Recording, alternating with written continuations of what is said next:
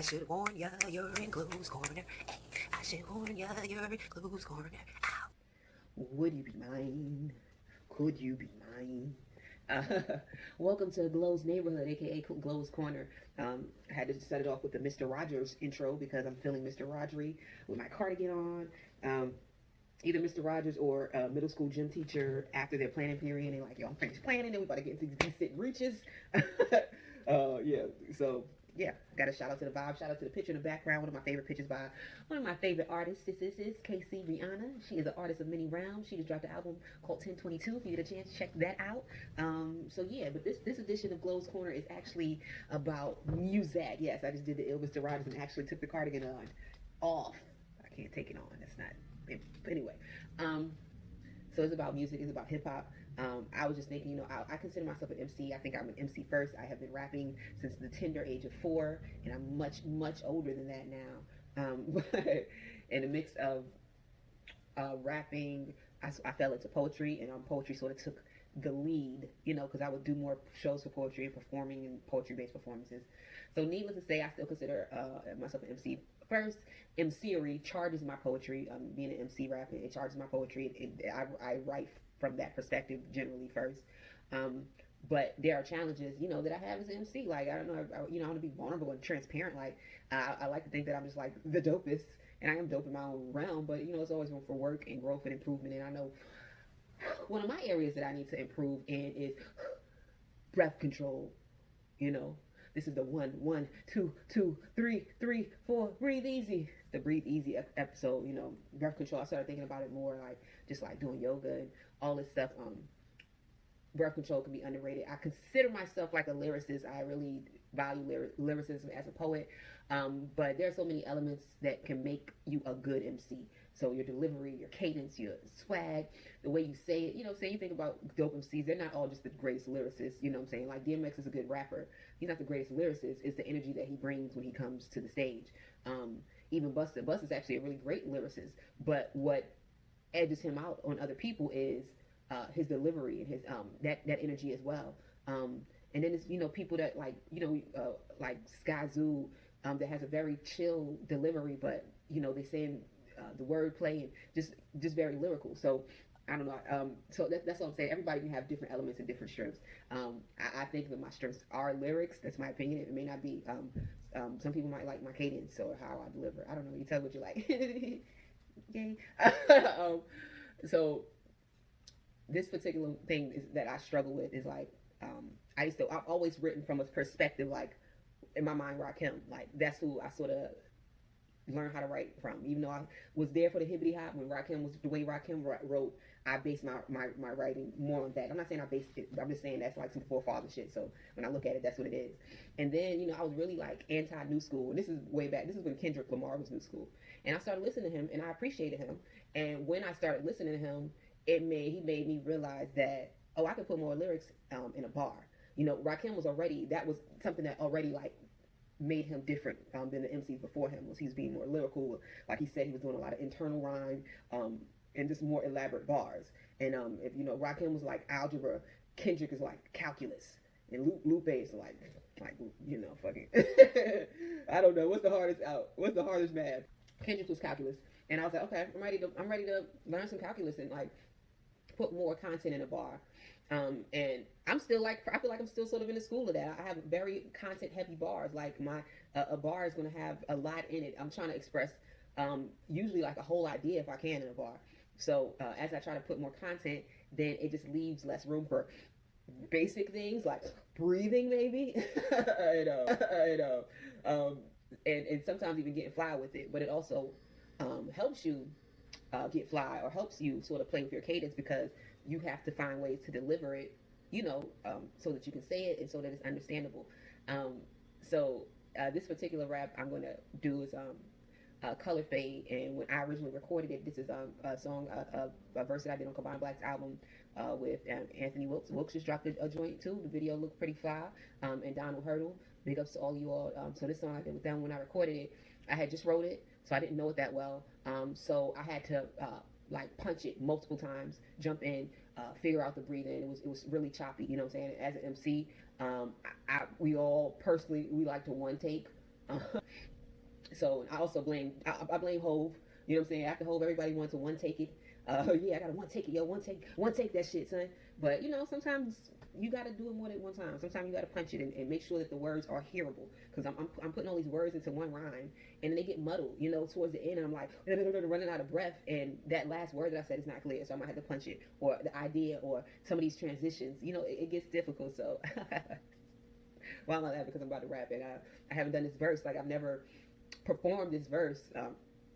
Maybe one time I performed it, but it's not like stuff that I perform regularly. And the more you perform it, the more I know the verse, the more I'm comfortable with it, the more I like really.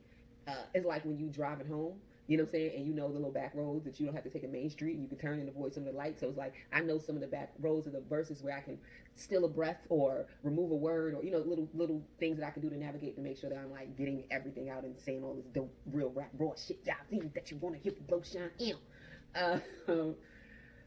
So yeah, the more comfortable. So that's another reason I have to punch a lot when I'm just writing a verse and recording it very, you know, in a short time. So I mean, everybody's process is different. There are a lot of MCs that are truly gifted. They can write it and deliver it that day, that moment. Some that can freestyle. You know, somebody that might take a week or longer to write a verse or a song. And some people, you know, I don't have to explain. You know, difference and shit. I mean,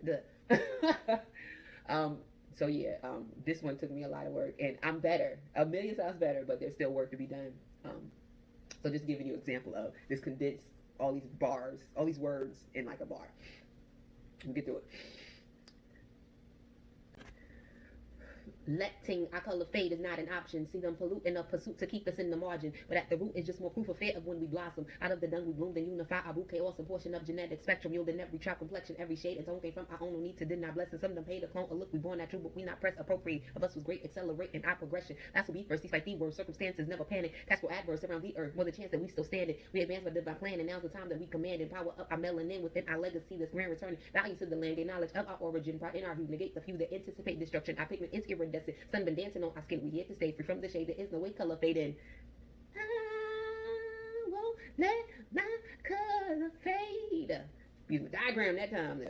That's a 335-degree change from when I first recorded it. Like how many times I had to punch it, how well I could sort of get through it.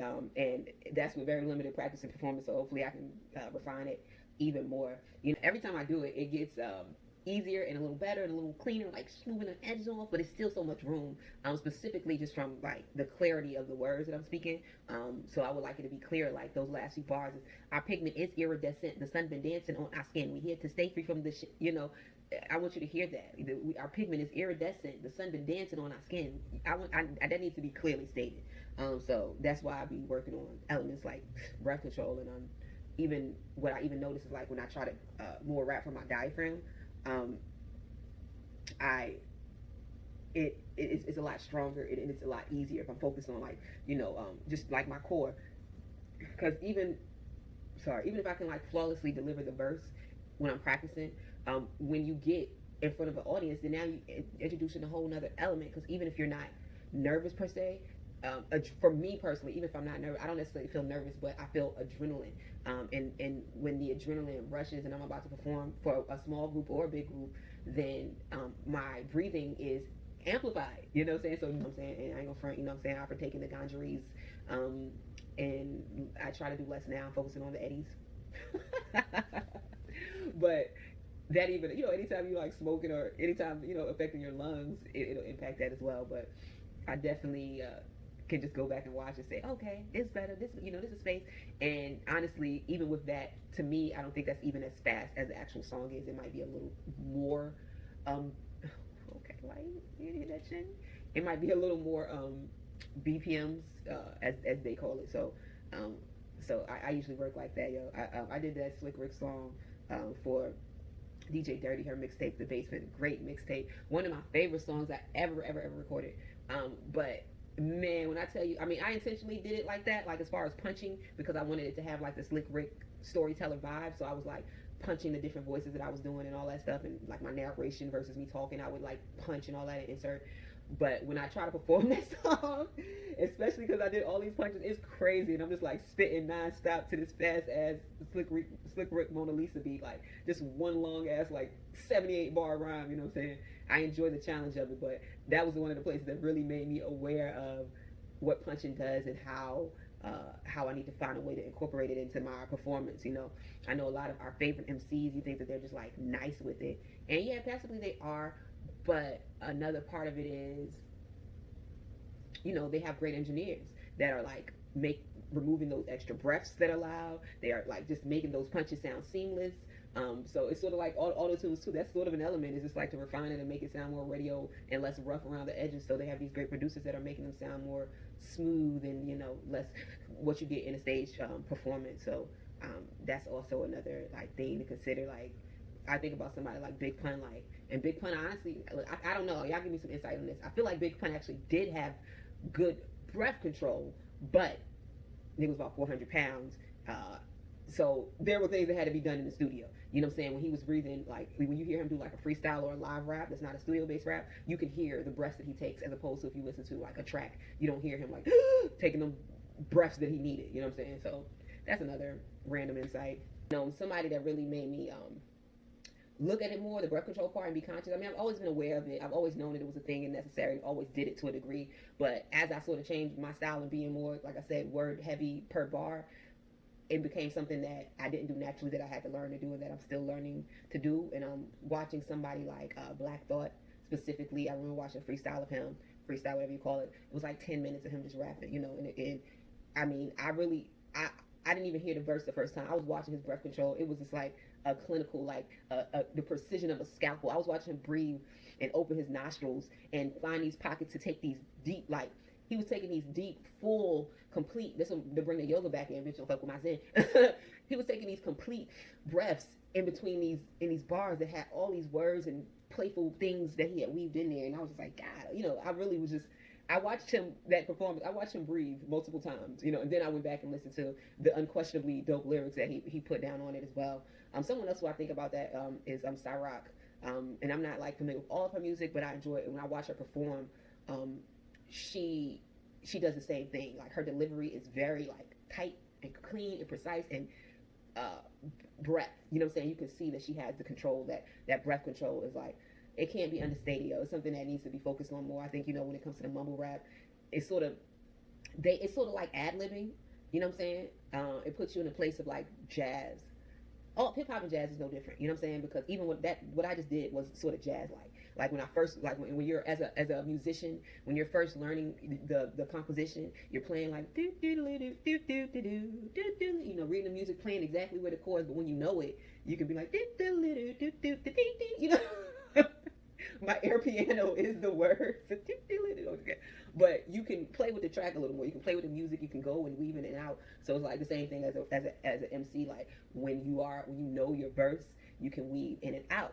On the flip side, if you're doing like the ad lib type rapping that a lot of new rappers do, and that some old rappers do. I'm trying to think of older rappers that do this type of rapping, but coming in, I guess ODB, we said that you can come in and out.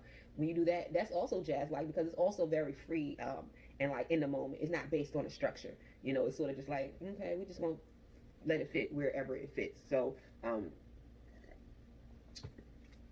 that's my comparison of hip hop and jazz, and just the understanding of just the importance of breath control. Like I said, there's so many elements, all these elements of just hip hop in general, but there's so many elements of just being an MC.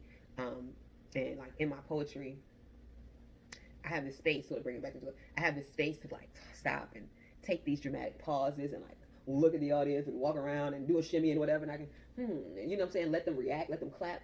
But when you deliver in a verse, you got these 16 bars, you know what I'm saying? The metronome is going, you got to get it within this pentameter. I don't know if I even use pentameter right, that's more poetry based, but you have to stay in that space. I mean, even if you move it around, you can have a little flexibility, but you still got to stay within this frame, which poetry doesn't have that demand on me, doesn't put that demand on me. So, and because I've been having that freedom when it comes to like doing a verse that's so wordy, it can be difficult. Thanks for listening to my hip hop clinical. I hit you with some like jewels, you know what I'm saying? That was like some Bobby Hemmett and Phil Valentine and Booker T, and, you know what I'm saying? It was like some lecture shit, yo, just jewels. Enjoy those hip hop jewels. Make sure you check out the next rendition of Glow's Corner. Who knows what it'll be about? Whatever feels that I'm feeling in that moment. Peace. I should warn ya, you're in Glow's Corner. I should warn ya, you're in Glow's Corner.